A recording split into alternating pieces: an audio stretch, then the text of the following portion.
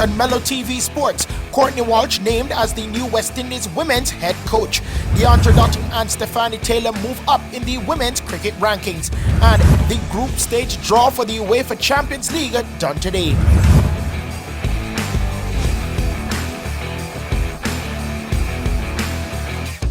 We bowl off MELLO TV Sports with cricket as Jamaica and West Indies legend Courtney Walsh has been named as the new head coach of the West Indies women's team. Walsh will lead the preparation and development of the women's team at least up until the end of 2022, including competing in the next Women's Cricket 50-over and T20 World Cups. The former world-renowned fast bowler has served as an assistant coach with the Bangladesh men's team and subsequently worked on a short-term contract with the West Indies women's team, including at the Women's World Cup in Australia earlier this year. Walsh is the leading wicket taker in West Indies Test history with 519 wickets in 132 Test matches. A former Jamaica and West Indies captain, he took 227 wickets in one-day internationals and also took 1,807 wickets in 429 first-class matches.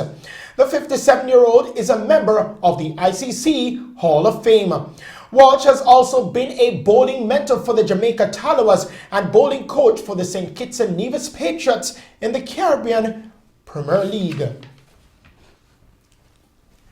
West Indies captain Stephanie Taylor and opener DeAndre Dotting have made move up in the world rankings despite their team losing 5-0 to England in their T20 International Series. Taylor gained 4 slots to reach 52nd in the bowling rankings, while she remains the leading batter from her side, holding onto the 8th position. The West Indies skipper has also moved up to joint 4th among all-rounders. Dotting advanced 5 places to reach 15th in the batting rankings after amassing 185 runs in the series, including 2 50s. The West Indies women yesterday lost by 3 wickets as the final game of the series was severely affected by rain and reduced to a 5-over-a-side affair. West Indies white ball captain Kieran Pollard was in good nick today as his Mumbai Indians beat the Kings 11 Punjab with Sheldon Cottrell and Nicholas Puran by 48 runs in the IPL. Rohit Sharma's fluent 70 and a blistering stand between Pollard and Hardik Pandya powered Mumbai. Skipper Rohit Sharma struck 3 sixes and 8 fours off 45 balls to lay the foundation for his side's 191 for 4. The innings concluding with a thunderous unbroken partnership of 67 of 3.5 overs between Pollard 47 of 20 and Pandya 30 of 11. Pollard struck the final 3 balls of the innings for 6 to pile the pressure on Kings 11, who limped to 143 for 8 as Jasprit Bumrah 2 for 18, James Pattinson 2 for 28, and Rahul Shara 2 for 26 grabbed a base apiece. Now Puran top scored with 44 for 27, while Cottrell picked up 1 for 20. We kick it over to football news now as the United Soccer League USL today announced a partnership with the Institute for Sport and Social Justice, which will see the Institute provide league-wide training and education for all staff and players. Additionally, the USL announced it would be working together with the USL Players Association and both the Championship and League One Board of Governors in order to institute increased sanction for players and coaches found to have used foul and abusive language.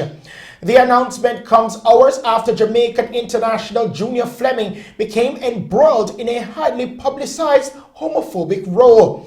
A match between the San Diego Loyal and Fleming's Phoenix Rising in the USL Championship ended prematurely after a San Diego walk-off in protest of an alleged anti-gay slur from a Phoenix player identified as Fleming.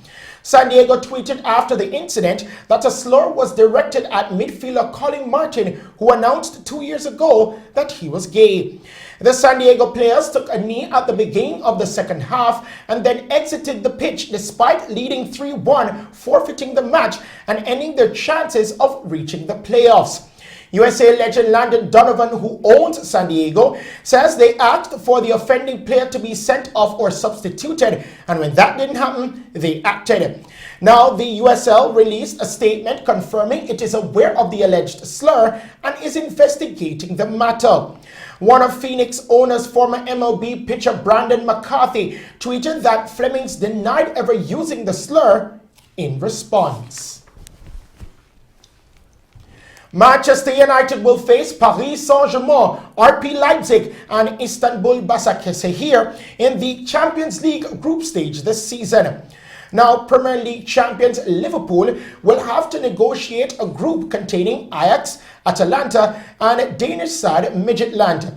Chelsea will play Europa League winners Sevilla, Krasnodar and debutants Rennes.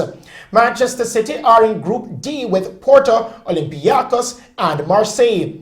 Meanwhile, Cristiano Ronaldo and Lionel Messi are set to face each other after Juventus and Barcelona were drawn in Group G, which also includes Dynamo Kiev and Fernand Kravels. While holders Bayern Munich will face Atletico Madrid, Salzburg and Lokomotiv Moscow in Group A. The draw, which also saw Real Madrid and Inter Milan paired in Group B with Shakhtar Donetsk and Borussia Mönchengladbach, took place without club officials present due to the ongoing coronavirus pandemic. This year's group stage begins on October 20, while the final is on May 29 at the Ataturk Stadium in Istanbul. Arsenal today knocked out Liverpool out of the Carabao Cup, winning in a penalty shootout. Joe Willock proved Arsenal's penalty hero as his spot kick saw them past the Reds and into the quarterfinals after a 0-0 draw at Anfield.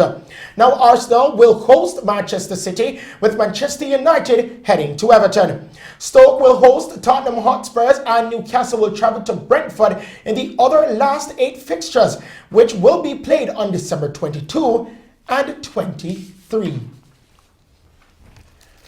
Finally, in the sports news tonight, Harry Kane today scored a hat-trick and set up another goal as Tottenham eased through to the Europa League group stages with a 7-2 victory over Maccabi Haifa.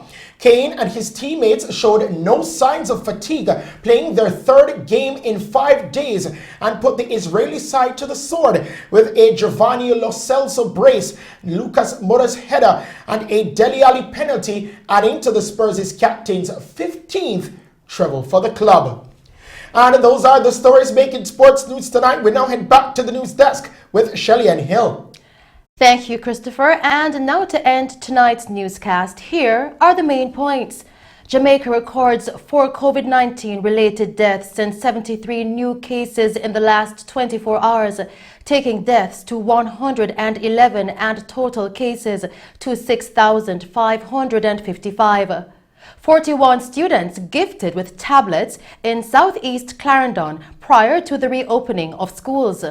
Education Ministry teams up with Choose Life International to offer psychosocial support to children. And 5 men being sought for serious crimes committed within the corporate area now in police custody following the launch of a new police military crime fighting initiative.